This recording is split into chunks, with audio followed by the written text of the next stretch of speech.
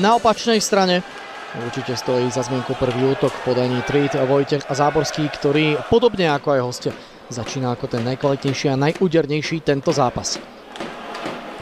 Na druhý pokus opäť oslobodzujú a idú do dobrého protiútoku a takmer z toho mohol padnúť aj gól, ak by to zakončenie bolo o čosi presnejšie. Ešte je tu šanca pre domácich a je z toho predsa len úvodný gól. Čo nevyšlo Ferénovi, to nakoniec na gól premieňa Jakub Sukel. Už v prvej minúte zápasu. Po prvých dvoch náznakoch príležitostí v podaní Banskej Bystrice to bol najprv pekný protiútok 3 proti 2, ktorý Ferenc zakončoval len do vonkajších častí brány. No a Sukel na bližšie žrdisko. A Robertson dáva gól! 2-0!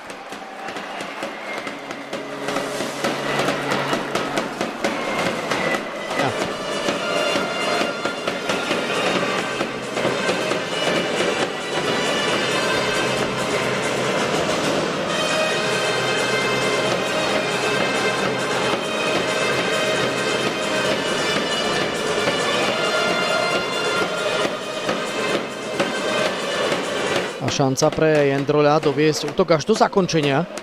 To sa po kombinácii cez dvojicu spoluhráčov aj podarilo. Kotvan bol na konci akcie a teraz zblízka sleduje Ferkodičovú gólovú ránu. Zóne mohlo dvíhať obočia a pozornosť fanúšikom našej najvyššej hokejovej súťaže, ale tento ťah je, zdá sa, pre dnešok opäť tým najlepším možným. Ferkodič už v tejto chvíli hrá s bilanciou 1+1. Opäť dobrá razancia na hranici bránkoviska. Opäť dobré clonenie a dohrávanie celej akcie prináša Liptákom takýmto spôsobom druhý a celkovo v zápase už. Rozbitá formácia Banskobystričanov. Poriadne dlho si tam natiahli svoje striedanie Miklucha s Trmbulom a to môžu Liptáci potrestať a to sa im aj darí. 4 proti 2 v útočnom pásme. Toto potrestané musí byť a podarilo sa to Jakubovi Nespalovi. Nad Banskou Bystricou už v prvej tretine 4-0. Už tá prvotná prihrávka bola lišiackým pokusom Šandora ako nájsť hokejku Nespalu nakurčulovaného pred bránkoviskom. Robertson ešte dohráva. To je Česánek.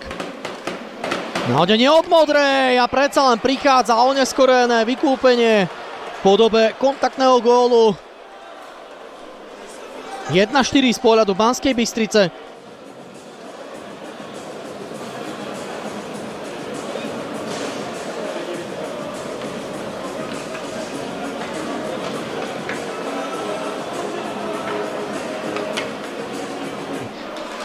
Už pálil medzi kruží.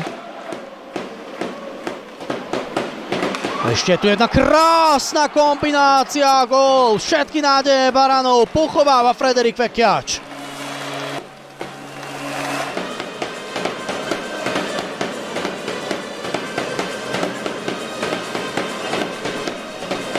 Po veľkom domácom ofenzívnom tlaku a neúspechu pri predošlej ofenzívnej hre už Jasenec, Štunderlík a Kukuča nemali zvyšok sil na to, aby dokázali dostatočne brániť.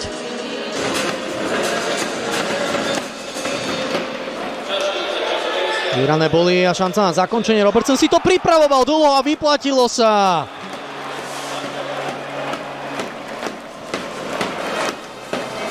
Lakťom, za ktorý sa Česánek pobral na trestnú lavicu a dlho si na nej neposedel. Len po niekoľkých sekundách dokázali domáci využiť aj druhú presilovku v tomto zápase. Robert 27. minúty, na ňo ani jeden zo zakončovateľov Banskej Bystrice nevyzrel. Na druhej strane bezprostrednej blízkosti Vankúš 7-1.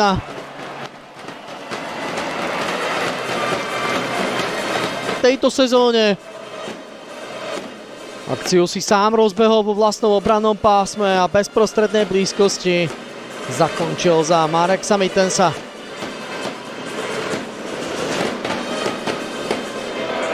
Protiútok Liptákov až teraz možno bude zakončený. Škoda prihrávky na backhand. Ešte jedna snaha o strelo, gól! Cormier 8-1.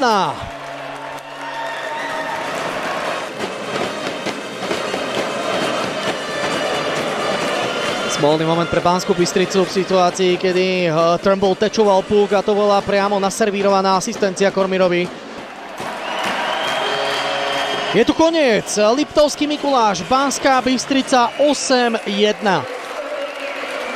Deklasovanie súpera od Lipta.